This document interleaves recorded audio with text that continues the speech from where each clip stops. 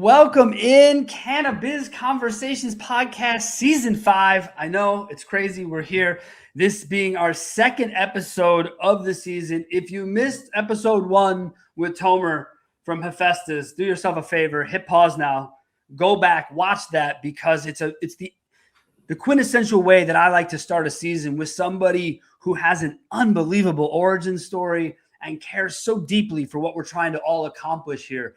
It's just really cool to hear. So, but lucky for me, I wouldn't have met my first guest without today's guest, frankly. So if you don't know her, and at this point, I'm going to find that hard to believe, but if you don't know her, Cassie Tomaselli, the founder of Tomaselli Media, how are you today?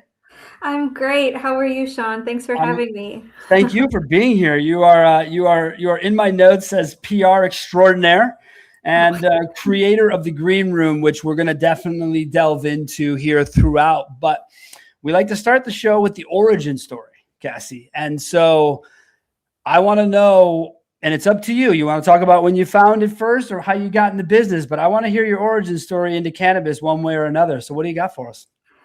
Yeah, absolutely. I found cannabis as a pretty young person. But when I got into the industry, that wasn't until about 2017. So I've been in the space now. I'm coming up on 9 years. I can't believe it's gone that quickly. There's so much that's changed in the industry since that time. But I entered the space through trade journalism. I was an editor and a reporter for the cannabis industry, for Cannabis Business Times magazine for a number of years, which was an amazing opportunity to, sit from my great cubicle in Cleveland, Ohio, and call growers in California, some of whom wouldn't even give real names, and just kind of learn the business from the top down.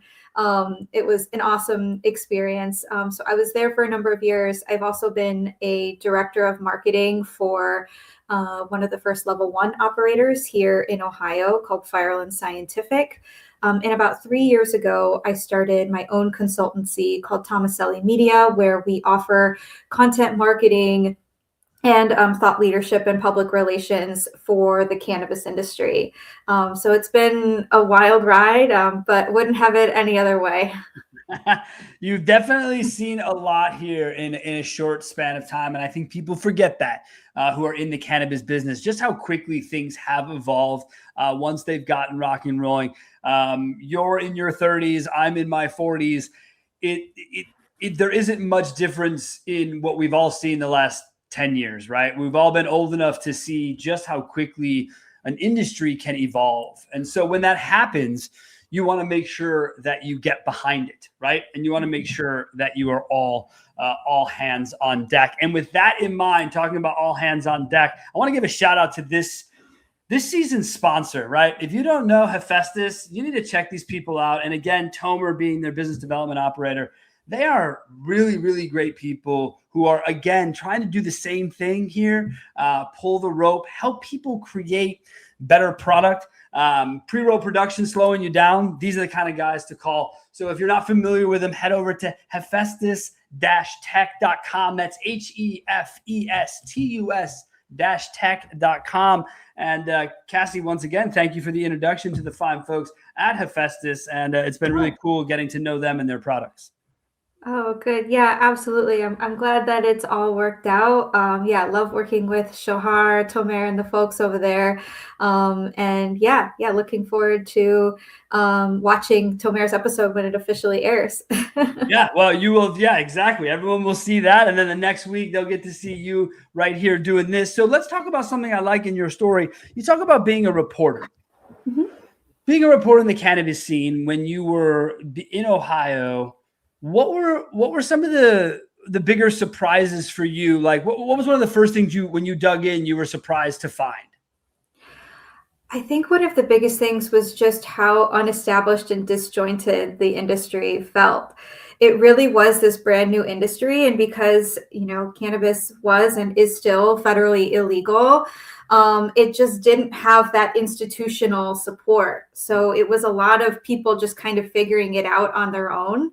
And it was really cool that you had just all of these different walks of life coming into the industry. I mean, you had generational farming. You had people coming in from CPG, coming in from you had a lot of tech folks, finance folks, science. Oh my gosh, the science, just learning the science behind cannabis, for the first time. That was all really fascinating.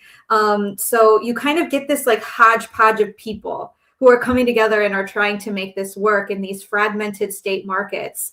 And I think it can be a little messy at times. So I think that's probably one of the biggest surprises, was just how messy it was. I mean, it still has a lot of elements of messy to it. Don't get me wrong, but it is professionalized and sophisticated so much just in the short time that I've been in the space. Yeah, that's the science part for me as someone who's a lifelong user has just been, it's been so cool. I love having scientist type folks like Jeff Rawson on my show, someone I've developed a friendship with, who just, they understand it at this literally molecular level that as a longtime user, I never understood. I never got behind, and you start seeing, how we're expanding, hopefully in the future, the research and development of all of this. It's quite exciting. So reporter digs in, finds things. Okay. I like that. But at the heart of things, I'm a marketer, because that's what I do I call it my real life over in automotive. So talk to me about being the marketing director of a cannabis brand in an emerging state. What was this like for you? It was a roller coaster ride. It's like, you're kind of building the plane as you're trying to land it. All of these rules and regulations are brand new, and you have to understand the interpretation of those rules and regs from the state level. You have to act really quickly, because being first to market is so important. You have to develop really good relationships early on, not just with your customers, but with your other B2B partners, with your suppliers and vendors, with the community. And so kind of being like a marketing and communications professional in that burgeoning space, I mean, it was a challenge. But it was definitely a worthwhile challenge. I think being able to I was on the business side, reporting on the business of cannabis for a few years, and then moving into the plant touching side and being able to interact directly with consumers and be able to talk to patients about specifically the ways that cannabis helped them. It just helped me appreciate the risks and everything that people do to get in this industry, and also just the rewards and benefits that come from trailblazing this space. So yeah, it was an amazing experience. I love the way you say that about the people and the patient part of it. My wife and I got involved in the Colorado cannabis scene in the medical time back in 2004, 2005. And we became growers in 2008. And it was our sole purpose to help the people in our community who couldn't do it themselves. We're fortunate to I've been in the automotive industry my entire life. And so I'm fortunate to be able to have the ability to help others in certain ways. And so when we had this chance and we did it, it was just so fulfilling, and you're talking about, kids that are 16, 17 years old, cancer or whatever, parents that have issues with their stomach and all these other things that people would bring us, and all these reasons for us to help grow that forum. And, at one point we had over 100 permits, and you have all this going on. You have all these people you're helping, and you think to yourself, what would these people be doing otherwise? Right? Where would the help be? And that's what really has always connected me to the plant. And it sounds like you found connection to it at a young age as well. And I think that appreciation really helps you kind of develop the sense of what's going on with it. Is that fair? Yeah, I think so. I think, especially operating in what at the time was a solely medical market, you see cannabis as kind of being a last resort for people. And I hope that one day with, more research and more stories to tell, and just, everything that we've seen from the development of this industry, that maybe it's not this last defense for people, that maybe it can be the first line of treatment for some of these things. Like you mentioned, I've heard some just incredible, of course, anecdotal stories, but they're powerful nonetheless. And that's right. That's what we have is the anecdotal part of it. And you hope the science follows that. And yes, it's, it's all part of what we've all been trying to get more of, to understand, because there is so much to understand about the complexity of the plant. I think that's really cool. I love that you've been able to sort of take yourself through. I mean, you are college educated, you are master's educated to that extent, if I'm correct, from the Ohio State. Is that right? That's right. Yeah. Yep. A somewhat newly minted Buckeye. All right. Well, says the kid sitting in Wisconsin right now. All right. So, yeah. But no, you have an impressive track record, and what I find interesting is that you've taken the lessons of college and working for other people, and in a short order have been able to turn that into what you're doing. And I want to talk to you about what it's like now being an entrepreneur and being in this space and really trying to grow something, especially in PR, right? Where it's hard enough if you've been a marketing director to get people to understand the analytics that are black and white, right? As far as traffic, distribution, leads, it's hard enough. There can be more anecdotal, more, outside influence of what the work that you do.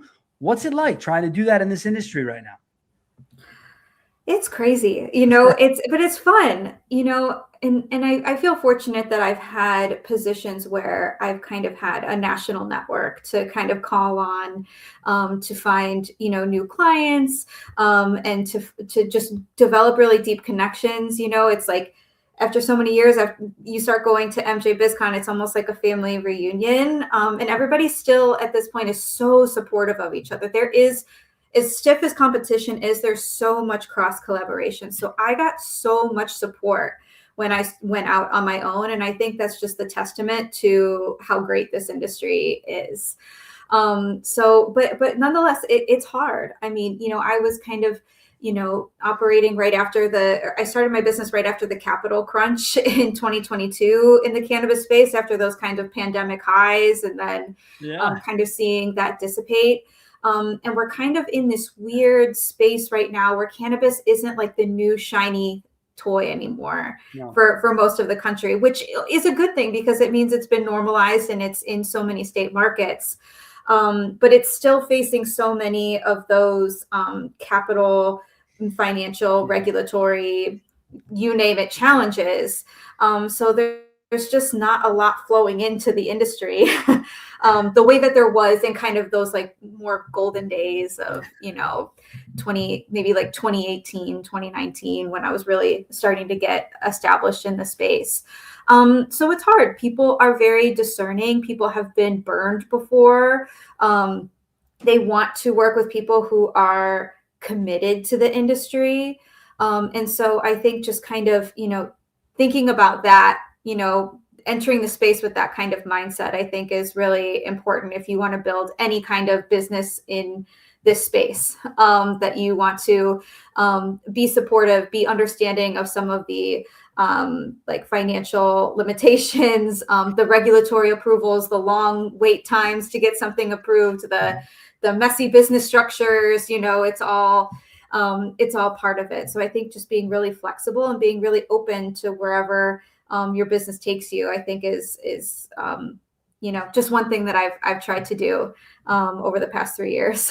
Well, I'll tell you what, having had my own place now this is year 13 for us in the automotive space, I can tell you that everything you just said is going to lead you to having your own space for as long as you want it, because that's the mindset you have to have. You have to have the greater good in mind, but also realize that certain deals will look certain ways, and margins will change, and concepts will change. And if you get stuck in being who you are and that's it, then the shelf life of entrepreneurship is very, very short, in my opinion.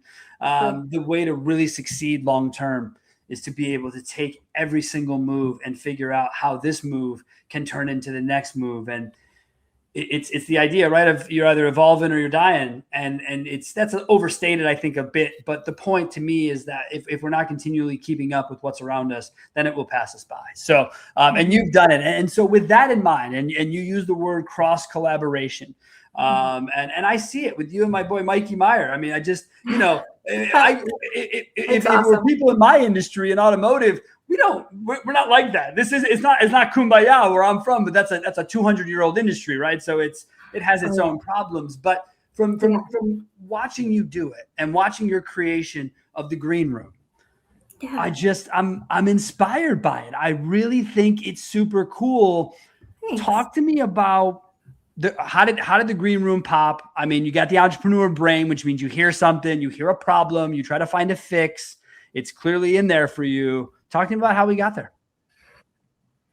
Yeah, so it was kind of a result of a few different things. One was kind of that pivot that my business started to make from like traditional content marketing, blog writing, social media, email newsletters, what have you, which I still do a lot of, but really focusing more on that PR side, like you mentioned, and thought leadership. I was connecting with more and more entrepreneurs who wanted, to bolster their LinkedIn content. They want speaking opportunities. They want to be featured in publications. They want to branch out of cannabis trades and get into the mainstream media. Or they're just, obviously we still have so many marketing restrictions in the space. People are really understanding the power of earned media even today.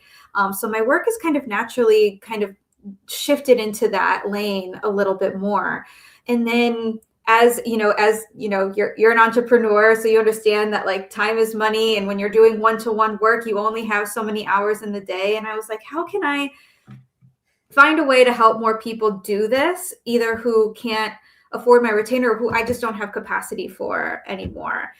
So I set out to create the green room to kind of be this place where people can learn, everything that I've been kind of trained to do as like a journalist and PR professional over the years, because it's really not rocket science. Once you get into it, you just kind of have to know the game. So basically what the green room is, it's either 6 or 12 month long membership where people in the cannabis industry come in and they learn about how to become thought leaders in the space. And these are people who are maybe they're kind of considered like the best kept secret in their niche in the cannabis industry. And maybe they've gotten a lot of business through referrals, and maybe those leads have dried up and they really want to start to create a more visible presence, but maybe are a little shy. Or they're people who don't mind getting out there, but they just don't know how to interact with the media. It's like they've pitched before and it hasn't worked out. They just don't know how to get people's attention. They don't know what people are looking for. Maybe they're overly promotional. So it's like we teach people like how to develop those relationships and get noticed, not just through the curriculum in the green room, but we're also bringing in people like PR professionals like Mike and editors of trade publications and the organizers of the shows in our space to come in and meet these people so that they get FaceTime and that they can hear exactly what they want. And so that's just been like an awesome experience. It's been a membership. Everybody has kind of come together. Some of them even did meetups at MJ BizCon, which was really cool to see. And they're seeing results, which I'm so excited about. Actually, just this week, one of the gals in the program said that one of her pitches just got picked up by a trade publication. One of the editor of whom was with us a few weeks ago in the membership. So it just kind of excited to see that evolve and kind of continue to see the progress of the people who are in the first cohort. I mean, it's cool to watch the way that you approach content, the way that you approach being with people. As I said, you're clearly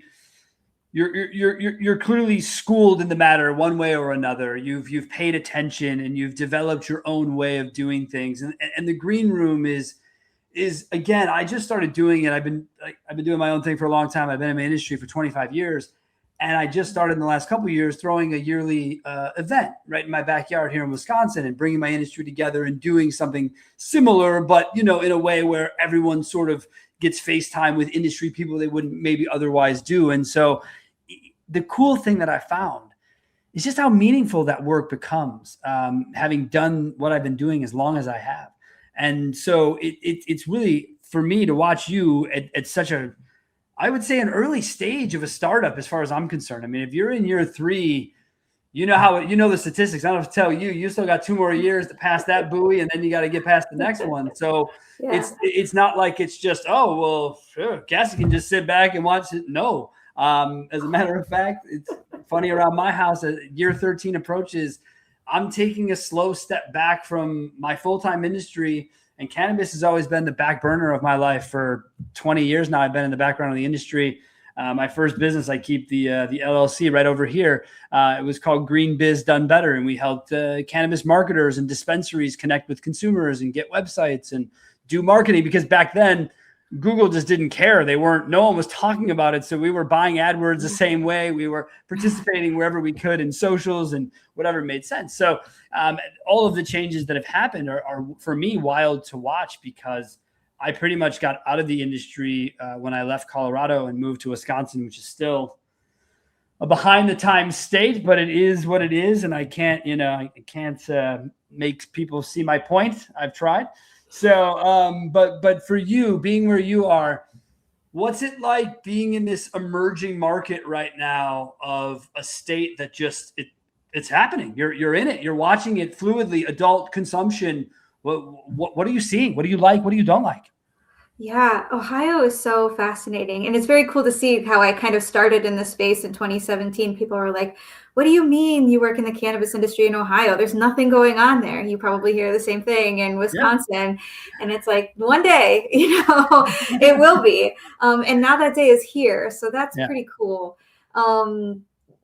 Ohio is like a very attractive market for a lot of reasons. One, it's just like a very populous state. I think people underestimate how many people are in our state, but also just the diversity of the state as well. You kind of have rural areas, you have the big cities. It's kind of like also like landlocked by a few other states that haven't gone medical or adult use yet.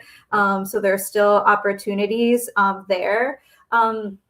So there's a lot to be excited about in Ohio, but there are also a lot of challenges. The legislature in our state isn't necessarily the most friendly to cannabis. Adult use was passed by referendum a few years ago, and since then there's been legislation that's been passed to kind of stymie the program a little bit.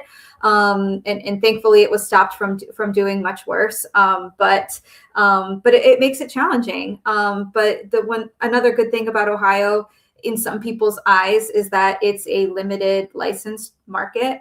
I think we see what happens in states like Oklahoma, for example, or Michigan, where there's a big saturation of licenses, and that commoditization happens so fast. Yeah.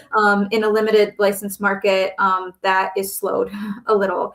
But it'll come for all of us at one point or another. Well, yeah, but I also think, Cassie, to that point, that the framework of starting with limited licenses to begin anything, I'm a start small guy. That's how I do everything that I do. I don't, because if you bite off more than you can chew, you can't throw that up. Do you know what I'm saying? You've already bit it off. So if you go down the road and you say to yourself, hey, limited license, let's do that for 18 months, 24 months. Let's reinvestigate. Let's see what we have. Let's see what markets develop.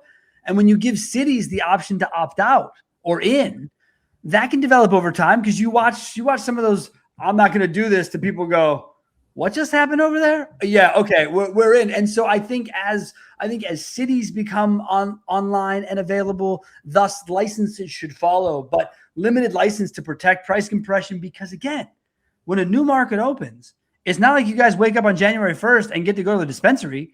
We have to grow cannabis. Like it doesn't, and because of federal law and blah, blah, blah, it doesn't work that way. And so the pre-work to get to even that, and we're seeing it in Minnesota, because you live in Ohio is landlocked by people who aren't involved. I'm landlocked by everyone who does do it. And so I'm annoyed. I'm extremely annoyed that I have to go and travel. Granted, I love my neighboring states. I'm headed to the UP of Michigan after this. So I'm hip. It's just, it's annoying. So are people in your state though, if this is the case, right, with the bordering states of no love, if you will, are businesses planning in their business plan that will change someday? Or do people approach these things like, oh, we're going to control the market forever, and so they kind of, their C-suite turns to 12 when maybe it should be 2? Like, are you seeing those sort of explosions already in this market with maybe that consideration not happening? I think there's probably a little bit of both. There are a lot of really great homegrown Ohio operators here that I think are operating in a really smart way. And obviously the multi-state operators who are here in the space, they know what the cycle is going to be like. Mm-hmm. So I hope that they're planning for that, because I think that's important to kind of see the long game. But I think people come into the space for different reasons. I think there are people who come in to get in quickly and kind of make their buck and leave. There are people who are here for the long, depending on how you're. I think that really dictates a lot of what you just mentioned. So yeah, Ohio's interesting. There's a lot of excitement still here. There's a lot of growth. We just hit $1 billion, which is really just amazing to see. I'm actually a part of the Ohio Cannabis Health and Business Summit as well, with Lenny Berry. So I kind of help plan some of the content around that show and do some of the marketing of that show. And the excitement is definitely there, but the pressure is definitely there too. I think, especially since Ohio launched later than some of these other states, they're kind of learning the mistakes or just kind of learning the patterns of what other states have experienced and trying but that should be the point of it all, Cassie. You know, that's the whole idea of businesses. If someone was doing something already and you're going to do the same thing, you should look where it is. And again, I still don't think we really address enough of the social side of things with expungements and people in jail. I still think that this gets missed a lot in these conversations. And that really annoys me too, with some of the state legislation and the way they still look at things from that perspective. So, but kudos to you and to what you're doing in this space. I'm really, it's fun to watch, Cassie. It really is. Oh, thank you so much. Likewise. It's really cool. So look, this brings us to the end of our show where we're going to get into the hot hits. Ladies and gentlemen, don't forget, hot hits brought to you by Hephaestus, the house of automation. Can you produce up to 2,000 joints in an hour? If you just answered no, then I tell you what, you need to check out the Aura X from Hephaestus House of Automation. Head over to Hephaestus, HEFSTUS-tech.com to find out how you can start rolling 2,000 joints an hour. Thank you so much to their love for the whole season. You guys rock. Tomer and the team, we appreciate you. Cassie, with the hot hits, we're going to get started. Question one, and I've been dancing around it all day because it's a hot hit question. I say rescheduling. You say what? Oh, good one. Oh, that's so good. I mean, I think all of us would love to see cannabis descheduled, but what will realistically happen? Schedule 3. Okay, there you go. Next part of this is that kind of tying into your work. And Mikey talks about it sometimes on LinkedIn, and I want to get your perspective. What's the biggest mistake people make in PR from a not as PR people, but as businesses getting into PR that you see that you could say, hey, just try to not do this? I think selling over serving. I think you should always try to serve the audience that you're after. And if you're only looking for self-aggrandizing and self-promotion, you're not going to be as likely to get picked up. Look, folks, I mean, a lady never tells her age, but this is someone in their 30s who's absolutely crushing things. And that way you set that up right there, has been, again, I feel like I guess I've been doing this long enough that we're right around the same age when I started thinking this way too. So I guess I'm just old now, but the point is that I always said that I sell without selling. I sell via education. And I started my podcast in automotive, which went over 400 shows. The whole reason I started it was to turn people off about me because I wanted to show the world what my brand was, who I was. And if you saw that and you said, that guy's annoying, I would never talk to him. That's great because that's one less phone call I have to worry about. But if you go, wow, he makes a great point, I should call him, then we're likely to get along and you're likely to be the kind of person I want to do business with. I agree. 13 years, I've never had an outside sales team of anything. We are a complete referral business throughout everything that we do. And Cassie, you are just knocking on the door of blowing things up on your end. So just keep after it. But this is we've buried the lead the whole day here. Okay. Right? Cassie's out here. She's out here doing this work. We're out here having this conversation. And frankly, by the time this show goes live, I'm not even sure the outcome. But Cassie is about 3 weeks away, Cassie, from being a mom for the first time. Is that right? Yes, that's right. Look at this, folks. A total trooper. And honestly, had she not told me it, I would have never known it because Cassie is just an absolute worker. Okay. She just does the work. She doesn't come with any excuses. She just works. And I cannot tell you enough, Cassie. The one thing I absolutely love about you, and I tell people all the time about people who are just like you, is you have one thing that cannot be taught to other people, is that you give a shit. Mm-hmm. And that's something that is, I can teach you anything else you need to be taught about sales, data, anything. I cannot teach you how to do that. So keep that up. All right. This in mind, mom stuff. Gonna be a mom. Our friends at Fat Nugs Magazine are getting ready to release the parent edition of Cannabis, getting into this world. What thoughts have you had as a getting ready to be mom about the cannabis discussion, or how and what you'll look at around cannabis when being a new mom? Yeah, I love that you asked this question, because I feel like so many women in our space have faced or are facing the same kind of question.